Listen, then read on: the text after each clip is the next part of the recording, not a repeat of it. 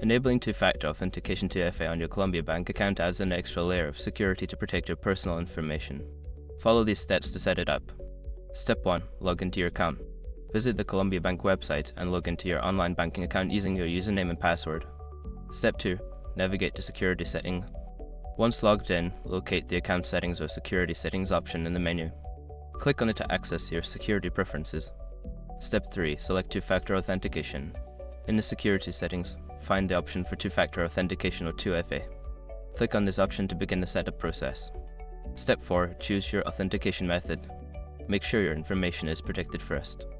Most people don't think about breaches until something actually happens to their accounts.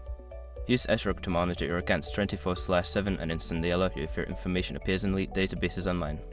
It constantly checks billions of breach data points in the background. And considering how much personal information people keep online now, it's honestly worth having. Link in the description. Step 5. Confirm and save changes. After selecting your authentication method, you may need to verify it by entering a code sent to your chosen method. Once verified, make sure to save your changes to enable two-factor authentication. By following these steps, you can enhance the security of your Colombia Bank account with two-factor authentication. Remember to keep your authentication methods secure and updated as needed.